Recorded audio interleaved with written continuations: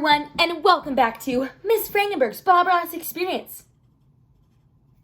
Today's episode is going to be a little bit different because I have to admit, I have had the worst artist block ever. The worst artist block ever. I just have not been able to come up with a perfect idea for this episode. Until now, it came to me in a vision. I figured, what are some things that I like to do besides art? I mean, I love art, hello. And one of those things is baking. And baking, my friends, is an art in and of itself.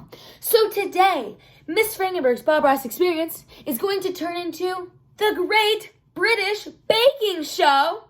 Except it's going to be the Great Bob Ross Baking Show. It's going to be awesome. So, follow along with me as we journey to a far-off land known as the kitchen.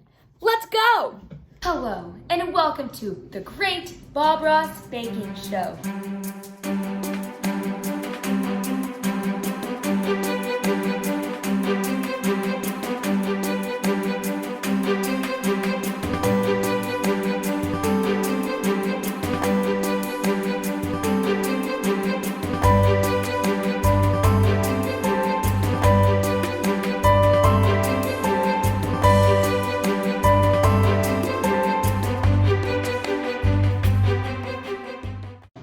Today, we are going to be making one of my favorite delicacies, also known as French macarons. So we have our 1 cup of almond flour, almond meal. We have our 2 cups of powdered sugar. We have a 1/4 cup of granulated sugar. We have some vanilla. And I have 3 eggs, which are going to be just using the egg whites. Now, right now they're acclimating to the temperature. I have them in a nice warm bath just because they need to be at room temperature, and well, I didn't want to wait that long. So, I also have my handy dandy mixer here. Let's take a look at, this is my mixer. I named her Julia Child. Julia Child is the best. So, without further ado, let's get started. First step in this process is sifting together our powdered sugar and our almond flour. It's really important that you get it nice and fine. So let's go ahead and sift these together.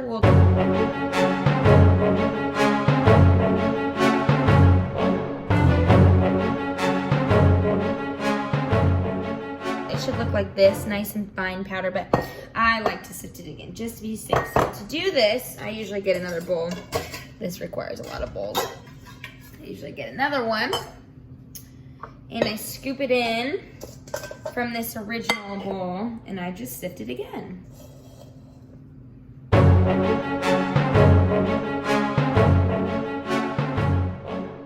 Right, the next step is taking 3 egg whites. I have them all.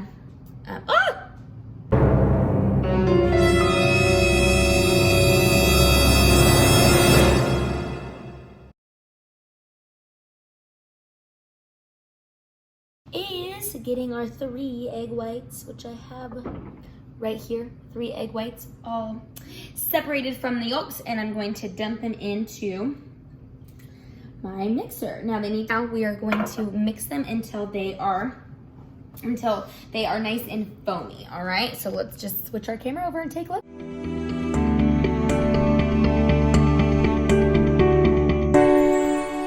All right, now that we have whipped our egg whites to be nice and kind of white and foamy, I can kind of tilt my unscrew mixer so you can kind of see. We have it like that. We are going to gradually add our 1/4 cup of sugar, granulated sugar, just a little bit at a time. We don't want to do it all at once because it will knock all the air out, and you want to keep that air in there, keep it nice and fluffy. At the end, it should form nice, glossy, stiff peaks. So let's go ahead and do it. Here we go.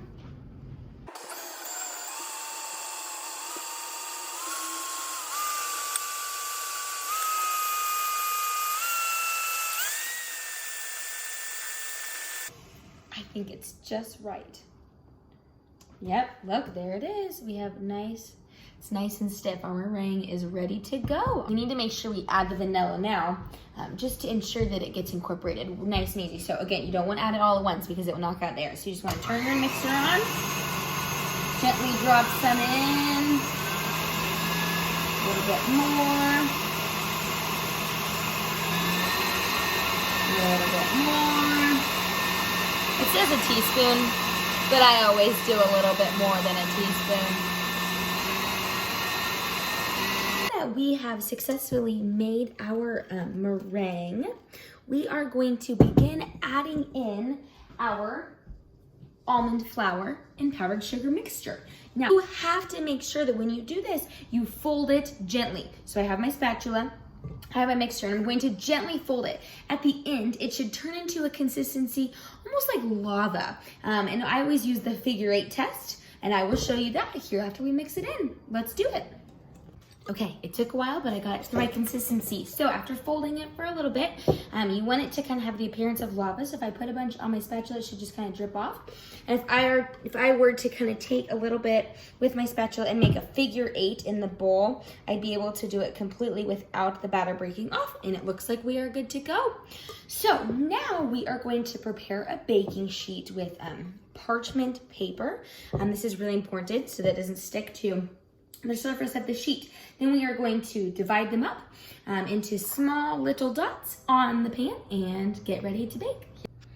Okay, I have put my batter in my handy dandy piper thing, and we are going to go ahead and pipe our spheres, our dots, not our spheres, onto the baking sheet. Let's do it. All right, so now that we have piped them onto our baking tray, we need to let them sit so they form a nice skin over the top. If they don't form a skin, they won't bake properly. So it should take about an hour to an hour and a half to get this. Have a nice shell.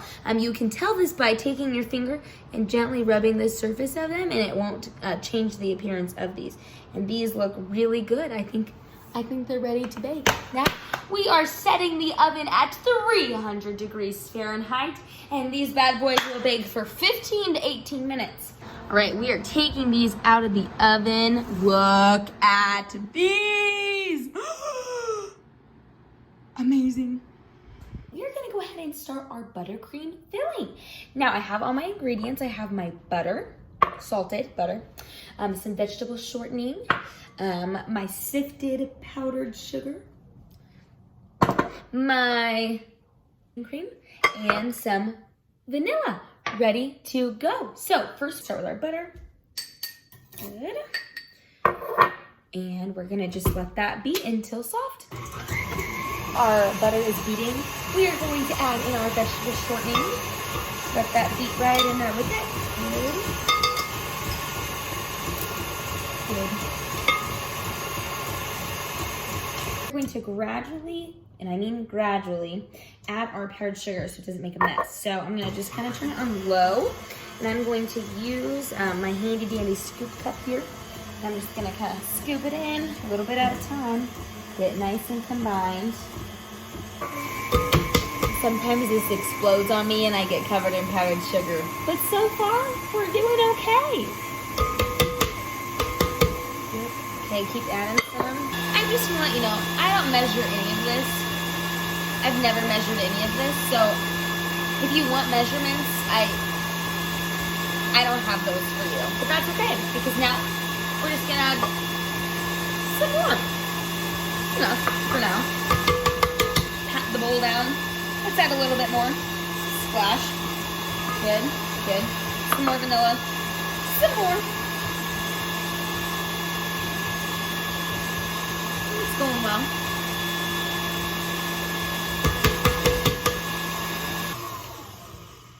Okay, I think that is perfect. Ready to fill. All right, everyone, we are in the final stages of our macarons. We have taken them out of the oven. They have cooled. I have them right here on a plate, ready to get all filled and ready to go. You know, I could put them in a piping bag and make them look really pretty, but I'm gonna be honest, I don't really want to do that right now. So I'm just gonna use a knife and spread on my buttercream filling. So I have a shell. Take a little dollop of buttercream. Spread it on there nice. Yeah. I like a lot of buttercream on there. Beautiful, beautiful. Now we're gonna take a top, put it right on there, and there you have it. That, my friends, is how you make a French macaron. I sincerely hope you enjoyed this episode of Miss Frangenberg's Bob Ross Experience, the Great Bob Ross Baking Show. Until next time, enjoy your macarons and have a wonderful